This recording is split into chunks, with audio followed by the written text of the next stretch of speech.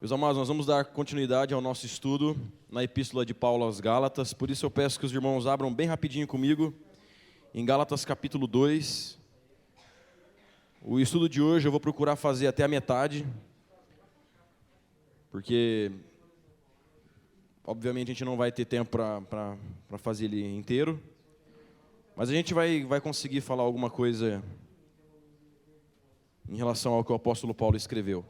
Então, Gálatas capítulo 2, o nosso texto de hoje vai do versículo 1 até o final, até o versículo 21, né, o capítulo 2 inteiro. Eu não vou ler com os irmãos aqui agora o texto todo, mas eu queria começar relembrando com vocês o que nós trabalhamos no domingo passado. Né? Nós vimos que o objetivo do apóstolo Paulo era mostrar para as igrejas na Galácia que as tradições judaicas não eram requisito para a salvação, nem para um viver agradável a Deus, mas que a única coisa que eles deveriam fazer era depositarem a sua fé, a sua obediência no Senhor Jesus Cristo. Então, só para os irmãos, eu sei que hoje tem várias pessoas que não estavam aqui nos demais estudos, eu pedi para colocar para mim o mapa da primeira viagem missionária. E agora eu tenho um laser, queridos, olha. Agora eu tenho um laser. Agora tudo mudou. Meus amados, o apóstolo Paulo fez uma viagem missionária, a sua primeira viagem, saindo de Antioquia da Síria, ali no norte de Israel, para cima de Israel. Aqui. Foi para a ilha de Chipre e subiu para essa região aqui, onde hoje é a atual Turquia. Essa região aqui era na época chamada região da Galácia. Paulo pregou o evangelho nessas cidades, Antioquia da Pisídia, Icônio, Listra e Derbe. Igrejas se formaram aqui, certo? Na região da Galácia. E depois que ele voltou para Antioquia, algumas coisas aconteceram e ele escreveu uma carta novamente para essas igrejas que estavam aqui, porque apenas 2 anos depois dele ter pregado o evangelho ali, aquelas igrejas estavam se afastando do evangelho, se afastando da mensagem de que nós somos perdoados por Jesus, somente pela fé. Que nós somos salvos somente pela fé. Que não há a mínima possibilidade da gente conquistar isso diante de Deus pelo nosso esforço próprio, porque nós somos pecadores. Ainda que a gente obedeça a Deus aqui e ali, você sabe pela sua vida, é só cada um olhar para si mesmo, que nós, ainda que venhamos obedecer a Deus em determinados momentos, cometemos inúmeros outros pecados depois. Nós somos pecadores, portanto, pelo esforço próprio, nós jamais conseguiríamos conquistar a nossa aceitação diante de um Deus santo, diante de um Deus justo. Portanto, o que o apóstolo Paulo pregou é que não dá para você conquistar. O que dá para você fazer é confiar no que Jesus conquistou por você. O que dá é para você depositar toda a sua confiança no fato de que Ele, na cruz do Calvário, pagou pelos teus pecados. Então Ele já pagou pelos teus pecados. Aqueles que depositam a sua fé em Jesus, aqueles que confiam na obra de Jesus, estão perdoados. Essa é a mensagem de Paulo. Amém, queridos? Então, quando ele escreveu a sua carta às igrejas da Galácia, o seu objetivo era mostrar para aquelas igrejas: basta crer em Jesus. Basta Jesus, Ele é suficiente para salvá-los. Ele é suficiente para perdoar os pecados de vocês. Agora, um outro grupo lá, um grupo de falsos mestres infiltrados nessas igrejas, os chamados judaizantes, diziam: não, Jesus não é suficiente. Não basta simplesmente crer em Jesus, é preciso que vocês obedeçam às tradições judaicas, é preciso que vocês sejam circuncidados, que vocês guardem o sábado, que vocês participem das festas sagradas, que vocês façam restrições alimentares. É preciso que vocês se submetam às tradições da lei de Moisés. Do contrário, vocês jamais serão salvos. Isso era o que os judaizantes pregavam. O apóstolo Paulo dizia: nada disso. Jesus é suficiente. Ele mesmo disse: eu tenho autoridade na terra para perdoar os pecados das pessoas. Por isso Jesus chamava os pecadores, os acolhia com amor e perdoava os seus pecados, transformava as suas vidas. Jesus é suficiente para o perdão dos nossos pecados e também é suficiente para a transformação das nossas vidas. Ele é o nosso padrão. Amém, queridos? Nós não precisamos de nenhum outro padrão. Moisés não é padrão. Davi não é padrão. Sansão não é padrão. Jefté não é padrão. Pedro não é padrão. Paulo não é padrão para as nossas vidas. Jesus é o padrão para o nosso viver agradável a Deus. Foi o próprio Deus que do céu disse a Jesus, disse àqueles que estavam presentes ali no batismo: este é meu filho amado, em quem eu me comprazo. No monte da transfiguração, novamente essa voz desceu do céu e disse: este é o meu filho amado, a ele ouvi. Por isso não é Moisés, não é Davi, nenhum desses, não sou eu, não é o pastor Fernando, não é Paulo, não é Pedro, não é ninguém.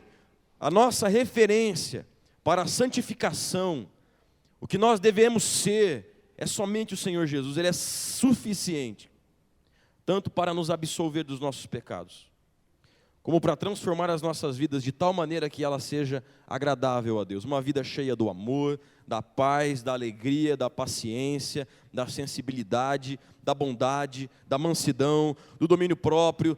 Todas essas coisas provêm do Senhor Jesus. E essas coisas são suficientes. O Senhor Jesus é suficiente, amém? Era isso que Paulo pregava. Agora, como eu disse, havia um grupo ali que não pregava, que trazia uma outra mensagem, que estava influenciando aqueles cristãos a se afastarem da mensagem do Evangelho. Pois bem, então o que o apóstolo Paulo fez? Como nós falamos na semana passada, a primeira coisa, ele demonstrou, ele expressou toda a sua indignação com aqueles cristãos. Ele disse: eu estou admirado que tão rapidamente vocês estão se afastando do Evangelho da graça, dessa simplicidade que é crer em Jesus somente, acabou, estão perdoados, estão absolvidos e acabou. Estou admirado que vocês tão rapidamente, apenas depois de 2 anos, estejam se afastando assim da mensagem do Evangelho, do amor de Deus, da graça de Deus, da misericórdia de Deus, para seguirem um outro Evangelho, uma outra mensagem que na verdade não é o Evangelho. Foi isso que o apóstolo Paulo fez.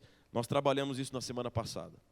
Agora hoje, eu quero lembrar vocês do seguinte: uma das estratégias desses falsos mestres era denegrir a imagem de Paulo, lembra?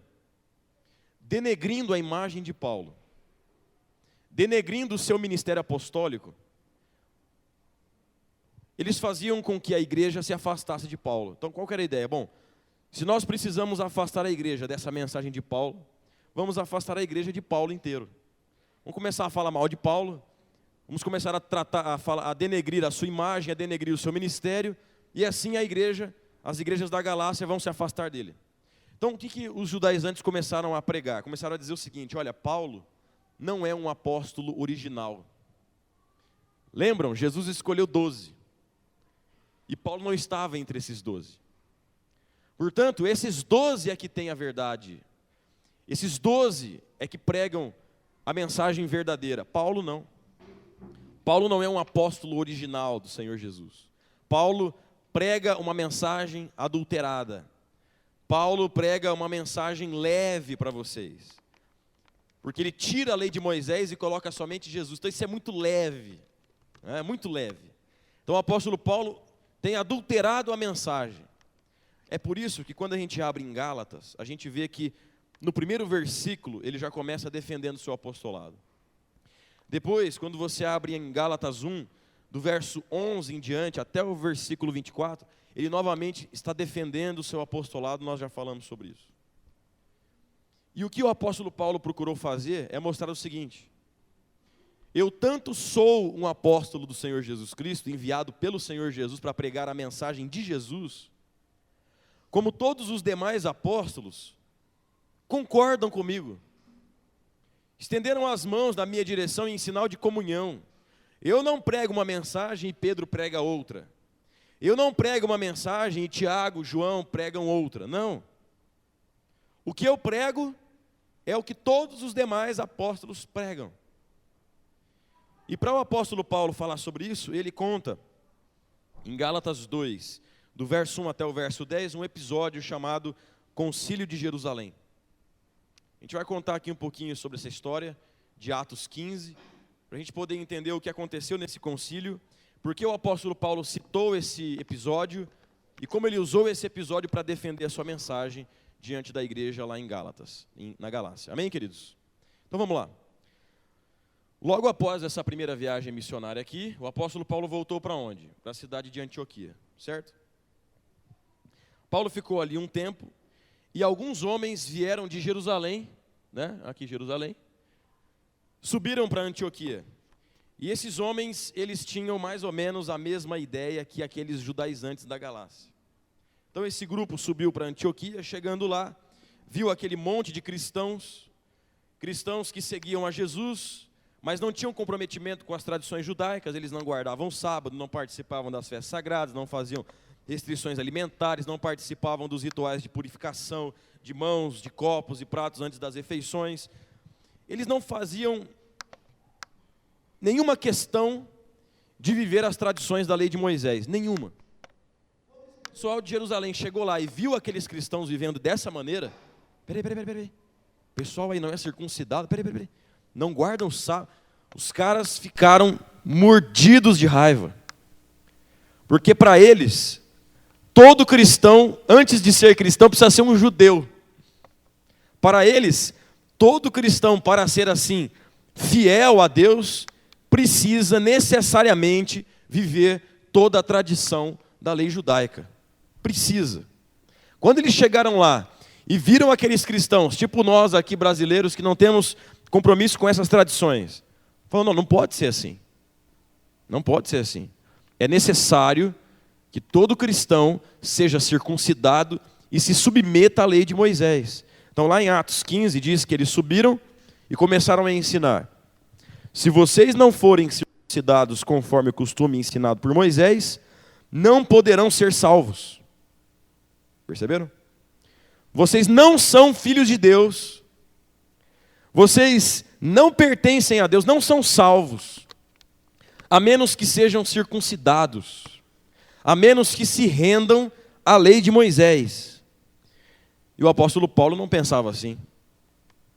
Então o apóstolo Paulo, junto com Barnabé, discutiram muito com aqueles homens, afirmando que não, que a salvação acontecia somente pela fé em Jesus, e não pela obediência à lei de Moisés. E a discussão foi tão séria, mas tão séria, que Paulo e Barnabé foram designados a voltarem para Jerusalém para tratar dessa questão junto com todos os demais apóstolos e presbíteros. Os irmãos estão entendendo? Eu estou tentando ser meio rápido por causa do tempo, mas estou conseguindo passar a mensagem? Então eles voltaram para Jerusalém e lá reuniu-se um concílio, ou seja, um sínodo, um grupo de apóstolos e presbíteros se reuniu ali junto com Paulo, junto com Barnabé e junto com aquele pessoal que subiu lá para Antioquia pregando uma outra mensagem, falou, vamos discutir essa questão. O apóstolo Paulo se levantou junto com Barnabé e começaram a contar sobre as grandes coisas que Deus havia feito na sua viagem missionária, sobre como eles pregavam a salvação somente pela fé em Jesus, dizendo que ser salvo é uma questão do amor de Deus, da graça de Deus e não de esforço humano. Então eles começaram a contar os milagres que aconteceram ali, as conversões que aconteceram ali, as igrejas que se formaram na Galácia, fruto de uma só mensagem: sois salvos pela graça, mediante a fé. É tudo favor de Deus. Você não pode se dizer um filho de Deus e se encher de arrogância porque você só é filho de Deus por causa da misericórdia de Deus. Essa foi a mensagem que o apóstolo Paulo pregou. E foi isso que ele disse ali no concílio de Jerusalém. Foi isso que nós pregamos. Logo depois, quem falou? O grupo contrário, né? O concílio é mais ou menos o que a gente fez aqui, uma assembleia. Então é como se Paulo e Barnabé levantassem e falassem, igreja, nós pregamos a seguinte mensagem: nós somos salvos apenas pela graça, é um favor divino.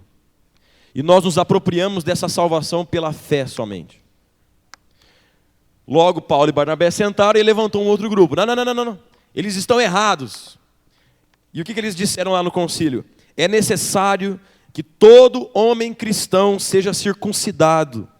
E também é necessário exigir que todos os cristãos, homens e mulheres, obedeçam à lei de Moisés. Só então essas pessoas serão salvas. Se elas não se submeterem a Moisés, não serão salvos. Pois bem, meus amados, todos aqueles apóstolos reunidos e presbíteros, o primeiro a falar foi Pedro. Pedro se levantou e disse o seguinte: Deus, que conhece os corações, demonstrou que os aceitou os gentios, dando-lhes o Espírito Santo como antes nos tinha concedido. Ele não fez distinção alguma entre nós, judeus, e eles, gentios, visto que purificou os seus corações pela fé. Então por que agora vocês estão querendo tentar a Deus, pondo sobre esses discípulos um jugo que nem nós, nem nossos antepassados conseguimos suportar? Quer dizer, por que depois desses gentios serem salvos, vocês estão agora querendo dificultar a caminhada deles, dizendo, não, agora vocês têm que obedecer a Moisés, além de Jesus. Além de Jesus, é preciso que vocês pratiquem todas as tradições do judaísmo. Não. Nós não podemos fazer isso. Cremos que somos salvos pela graça de nosso Senhor Jesus, assim como eles também. É tudo uma questão de graça, não uma questão de esforço próprio. Vocês entenderam? Então o primeiro a falar foi Paulo, dizendo, eu concordo com Paulo. Desculpa. O primeiro a falar foi Pedro, dizendo, eu concordo com Paulo e Barnabé. O segundo que falou foi Tiago, irmão de Jesus. Tudo isso está lá em Atos 15, depois se vocês quiserem ler. Só ler Atos 15 inteiro, a história está lá. O segundo a se levantar foi Tiago, irmão de Jesus, que era líder da igreja em Jerusalém. E Tiago novamente concordou com quem? Com Paulo e com Barnabé. A mensagem é essa aí. Salvação pela graça, mediante a fé. Não há que se dizer que os cristãos precisam se submeter à lei de Moisés. Então Tiago disse, portanto, julgo que não devemos pôr dificuldades aos gentios que estão se convertendo a Deus. Portanto, ele concordou com Paulo e Barnabé. Aí ele só fez algumas exigências, foram 4, que é abster-se da comida sacrificada a ídolos, da imoralidade sexual, da carne de animais estrangulados e do sangue. Depois eu posso falar sobre isso na semana que vem, sobre por que essas exigências foram feitas. Mas de qualquer forma, meus amados, veja, naquele concílio, presente ali todos os demais apóstolos e presbíteros, todos eles concordaram com quem? Com Paulo e com Pedro, com Paulo e com Barnabé. Ou seja, Paulo não estava adulterando mensagem nenhuma. Paulo não estava pregando nada diferente daquilo que todos os demais apóstolos pregavam. Amém, queridos? Nada diferente. Agora, o que os judaizantes diziam lá na Galácia? Eles estão adulterando, sim. É necessário se submeter à lei de Moisés. Por isso o apóstolo Paulo, em Gálatas 2, aqui, no versículo 1 em diante, do 1 até o 10, a gente vai fazer a leitura daqui a pouco. O que ele faz? Ele conta sobre esse episódio para defender o seu ministério e a sua mensagem. Ele está dizendo para aquela igreja, olha, existem pessoas infiltradas no meio de vocês, dizendo que o que eu prego não é verdadeiro, dizendo que o que eu prego foi adulterado, foi modificado, não é verdade. E aí ele conta a história. Eu estive junto com todos os demais apóstolos, estive com todos os demais presbíteros reunidos, todos em Jerusalém. Eu expus o que preguei a vocês. Os judaizantes expuseram o que eles querem pregar. E todos os apóstolos e presbíteros concordaram conosco com a mensagem que nós pregamos a vocês. Portanto, Paulo está dizendo para a igreja, não se enganem. Não se afastem dessa mensagem para viver submissos àquela mensagem.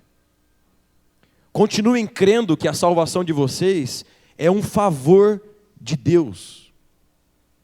Continuem carregando no peito essa humildade, sabendo que é tudo pura misericórdia do Senhor. Foi Ele que nos perdoou. E é Ele que nos ensina o caminho da vida, conforme o que se vê em Jesus. Nada mais é necessário. Jesus é suficiente. Se você quer ser um filho de Deus fiel, somente olhe para Jesus, creia em Jesus, obedeça ao que Ele ensina. Só isso. Você não precisa mais tomar nenhum referencial. Apenas olhe para Jesus, Ele é o Filho de Deus, aprovado por Deus. Apenas obedeça a Jesus, Creia em Jesus, porque Ele é suficiente. Não se enganem com a mensagem dos judaizantes. Não se enganem. Meus amados, o apóstolo Paulo, então, como nós falamos aqui agora, usou esse episódio do concílio apenas para um objetivo. Para dizer, o que nós estamos pregando não foi alterado. O que nós estamos pregando é uma mensagem fiel. Não se enganem. E meus amados, eu quero fazer um aplicativo para os dias de hoje. Meus amados, na igreja evangélica, a cada ano, a cada 2 anos, a cada época, surgem modas novas. Invenções de pastores, apóstolos, bispos e tudo mais. Eu creio que todos vocês já presenciaram essas invenções. De vez em quando surge alguma loucura nova, algum ensino novo, alguma coisa diferente, e que quando você abre os evangelhos, você abre Mateus, Marcos, Lucas e João, você não encontra nada disso em Jesus. Aquilo que as igrejas na Galácia enfrentaram é a mesma coisa que nós enfrentamos hoje. O que tentaram inventar lá é o que continuam tentando inventar aqui. De vez em quando você vai se deparar com pessoas dizendo, não, você precisa entender que o sábado é o dia sagrado e que você precisa guardá-lo. Sábado é o dia certo para adorar a Deus. Aí quando você olha para Jesus, você não enxerga esse ensino. De vez em quando aparece alguém e diz, olha, está comendo carne de porco, onde já se viu? Onde já se viu comer carne de porco? Porque lá em Levítico 11 diz que nós temos que nos abster da carne de porco e de outros animais e tal. Mas quando nós olhamos para os evangelhos, quando nós olhamos para Jesus, nós vemos que isso já não é mais uma realidade para as nossas vidas como cristãos, já não é mais. E Marcos 7 diz, tendo dito isso, Jesus declarou puros todos os alimentos. De vez em quando você entra em algumas igrejas, de repente, com uma linha mais neopentecostal, e você vê o pessoal assim, fazendo atos proféticos. Uns tempos atrás, eu fiquei sabendo de uma igreja aqui em Prudente, em que eles fizeram uma espécie de um sacrifício de libação, né, que é a oferta derramada. Então, foi tudo um ato profético, como eles dizem, né? Então, eles derramaram leite no chão, derramaram óleo, derramaram trigo, derramaram uma porção de coisas, e aquilo lá tinha um significado importantíssimo, tal. Nada disso tem a ver com Jesus. Nada disso. Nada disso. É muito claro como na igreja evangélica, de tempos em tempos, surgem bobagens como essa. Talvez os irmãos já devem ter visto outras coisas, outras loucuras, né? Teve um irmão, ele está aqui hoje, ele pode comprovar. Como uma igreja ensinou uma mulher que para ela se santificar, para ela se consagrar, ela deveria comer folha de Bíblia. E ela comeu. Meus amados, hoje as invenções continuam as mesmas. Por exemplo, você tem hoje, na verdade essa moda já deu uma passada, já deu uma sumida. Mas essa moda ainda está presente em muitos lugares. Você provavelmente pode ficar de repente, por que a nossa igreja não é assim, né?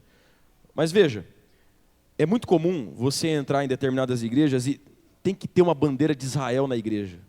Tem que ter, parece que é uma coisa obrigatória, passou a ser um símbolo sagrado, você ter assim uma bandeira de Israel na igreja. Você tem um castiçal, né, a menorá, que é um símbolo do Antigo Testamento. Você ter pastores usando o talite, que é aquele xale judaico. Pastores usando o kippá, que é aquele chapéuzinho que os judeus utilizam, né, que tem um simbolismo bonito, mas nada disso é exigência para um cristão. Veja, tudo isso tira da gente o verdadeiro foco. Porque Jesus não morreu na cruz para você usar kippá, talite, usar a bandeira de Israel na igreja. Jesus não morreu na cruz para você guardar o sábado, para você não comer carne de porco. Essa não é a transformação que Ele quer gerar na sua vida e na minha. O que Jesus quer fazer com a gente é nos tornar amorosos, carregando a alegria da salvação no peito, cheios de paz com Deus, gente paciente, sensível, fiel, bondosa, cheia de domínio próprio, gente que caminha na verdade, que busca a justiça, que não se entrega à desonestidade desse Brasilzão. Meus amados, essa é a verdadeira transformação que Jesus quer fazer na nossa vida. Agora, as invenções surgem o tempo todo, tirando da gente esse foco. Aí o cara acha que ser consagrado é vir para a igreja e tocar um chofar. Como se o chofar fosse uma coisa... O chofar é aquele instrumento feito com chifre de carneiro. E existem algumas igrejas, aquilo é só apenas um instrumento, aquilo era uma buzina usada nos dias de Moisés, porque eles viveram 40 anos no deserto, era um povo enorme. Como é que você se comunicava do primeiro ao último judeu lá no final? Com a buzina. Então eles tocavam o chofar, tinha um determinado toque que era para a guerra, um determinado toque que era para levantar acampamento, um outro toque que era para baixar acampamento, um outro toque que era para a consagração do povo, o início dos jejuns e das orações, e das ofertas e dos cultos. Era só para isso. Agora, a igreja evangélica mistifica tudo.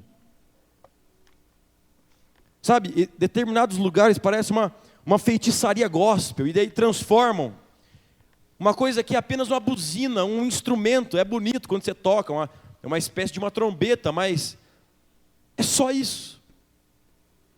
É tão instrumento quanto um violão. Mas em determinados lugares aquilo assume uma coisa assim, sagrada, mística. Aí o pessoal bota uma mesa, coloca o chofar em cima, uma menorá, o óleo, um pouquinho de uma taça com vinho também, que tem um significado e tal, aquele monte de simbolismos. Aí daqui a pouco o pessoal quer levar o trigo para casa e botar em cima da geladeira, porque o trigo vai trazer prosperidade. Daqui a pouco o pessoal está focado naqueles simbolismos. Daqui a pouco o pessoal está interessadíssimo em ser ungido com óleo dentro do chifre, dentro do, como é que fala? Dentro do chofar, e jogar, sabe? As pessoas vão se interessando por aquilo que Jesus não considera importante. Deu para entender? As pessoas vão se rendendo ao que não tem importância nenhuma para Jesus. Enquanto todas as coisas que são de suma importância para Jesus são deixadas o quê? De lado. Então o apóstolo Paulo estava querendo mostrar para aqueles cristãos: vocês precisam aprender a ser amorosos. Aí chegava um judaizante e dizia: você tem que ser circuncidado. Aí o cara ficava assim entre o amor e a circuncisão. O que é mais importante? Amar o seu próximo, amar a Deus de todo o coração, ou ser circuncidado? Veja como que os substitutos do Evangelho tomam o nosso tempo, a nossa energia, a nossa atenção. O apóstolo Paulo queria ensinar para aqueles cristãos: sejam gente do amor de Deus, da bondade de Deus, perdoem uns aos outros, ensinos profundos do Evangelho, relevantes para a vida humana. Aí chegava um judaizante dizendo: ó, você tem que guardar o sábado, hein? Aí o cara ficava entre a guarda do sábado e o perdão. O que é mais importante? Você decidir que o sábado vai ser o dia sagrado? Ou ser um homem que não guarda rancor no coração e aprende a perdoar como Jesus nos perdoou? O que é mais importante? Mas esses substitutos do Evangelho sempre chegam para tirar a nossa atenção. E era isso que os judaizantes queriam fazer com aquela igreja. Esqueçam Paulo, fiquem com a nossa mensagem. Esqueçam o Evangelho de Paulo. Estamos aqui trazendo um outro Evangelho. E hoje na igreja evangélica é a mesmíssima coisa. É a mesmíssima coisa. Na igreja evangélica, na igreja católica, também tida como cristã, existem milhares de coisas tidas como importantes, que para Jesus não tem importância alguma. São desvios do Evangelho, tanto lá como aqui. Desvios profundos do Evangelho. Aí, meus irmãos, a pessoa está com a vida e com seus relacionamentos, por exemplo, o seu relacionamento conjugal, necessitando urgentemente de uma mudança. O seu casamento está se acabando. E sabe por que o casamento está se acabando? Porque o marido não é fiel. Porque o marido é um grosso. Ele não é manso. Ele não é amável. Sabe por que o casamento está acabando? Porque a esposa não perdoa. Porque o esposo não perdoa. Existem razões claras, óbvias do porquê o casamento não está dando certo. Aí chega um pastor de igreja evangélica e diz assim: sabe qual que é o problema? Amarraram o nome de vocês dentro da boca de um sapo. Fizeram um trabalho contra vocês. E agora o que vocês precisam fazer? Aí vem a invenção. Vocês precisam fazer um determinado ato profético. Vocês precisam vir aqui na igreja entregar um sacrifício financeiro para acabar com essa maldição. Você está entendendo? O que o pastor deveria ter ensinado? Os valores do evangelho. Marido, você precisa. Mulher, você precisa começar a respeitar o seu marido. Vocês precisam se converter um ao outro. Vocês competem o tempo todo um contra o outro. Vocês precisam se unir, estarem juntos nessa. É o que o pastor deveria dizer, mas ele diz não. Ele mistifica tudo. Tudo é por causa da macumba. Tudo é por causa do feitiço. E o que você tem que fazer? Tem que fazer uma outra macumba gospel para mudar a situação. Não, meus amados. É isso que a igreja... É desse mal. Preste atenção nisso, ó. É desse mal que a igreja sofre hoje. Ela não caminha segundo o evangelho. Ela gosta de invenção. Ela gosta de invenção. É por isso que pessoas como é que é o nome daquele? É por isso que Agenor Duque ainda existe no nosso meio. É por isso. É por isso que esse tipo de gente aparece no nosso meio. Tem uma outra apóstola, cara, que eu esqueci o nome dela. Sol. Essa mulher, olha, é um absurdo. É um absurdo. Ela tem uma foto dela assim no meio de uma mata, usando uma bata azul, com um negócio branco, carregando um punhal, não é? É um punhal do não sei quê. Venha para a igreja da apóstola Sol para se beneficiar com o punhal sagrado da não sei. Olha, mas é uma invenção. É paganismo isso. Agora, esse paganismo, essa invenção toda, está no meio de onde? No meio da igreja evangélica. E sabe por que esse pessoal existe no nosso meio?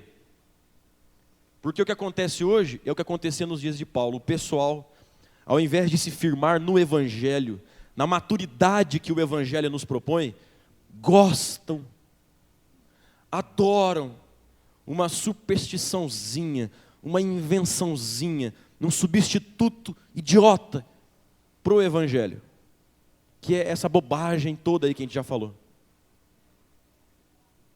Meus amados, o chamado de Paulo é o que eu faço hoje aos irmãos. Que nós possamos nos voltar para o evangelho. Nós possamos nos voltar para o que Jesus ensina. Porque nada disso aí tem a ver com Jesus.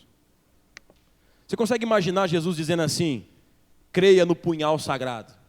Você consegue imaginar isso? Jesus dizendo assim: esse mal será vencido com um trigo em cima da sua geladeira. Você consegue imaginar isso? Meus amados, jamais, jamais. O que Jesus nos propõe é um caminhar em amor, em perdão, um caminhar cheio de fé, cheio de confiança no perdão de Deus, na misericórdia de Deus, que nos torna humildes para tratar o próximo com respeito, com paciência. O chamado do Senhor Jesus Cristo, que é o que o apóstolo Paulo pregava, é que nós somos salvos e transformados pela fé. É tudo pura graça de Deus. Ele transforma as nossas vidas, renovando a nossa mente, nos ensinando um caminho de sabedoria. Não tem nada a ver com essa feitiçaria. Não tem nada a ver com esses grupos judaizantes dos nossos dias. Você não precisa dessas invenções. Não precisa. Os seus amados, os seus familiares também não precisam disso. Ninguém nesse mundo precisa dessas invenções. Ninguém. O que todos nós precisamos, sem exceção no planeta, é do perdão de Deus e da orientação de Deus para viver a nossa vida até a eternidade. E tudo isso nós encontramos em Jesus. Jesus é suficiente. Amém, queridos? Foi o que o apóstolo Paulo disse: olha, eu não estou adulterando nada. Tanto eu, quanto todos os demais apóstolos, pregam o que eu preguei a vocês. Agora, a responsabilidade de estarem se afastando dessa verdade é todinha de quem? De vocês. Foi o que Paulo disse para a Galácia. Voltemos para o Evangelho. Amém, queridos? Esse é o chamado. Eu passei da hora. Semana que vem a gente continua, amém?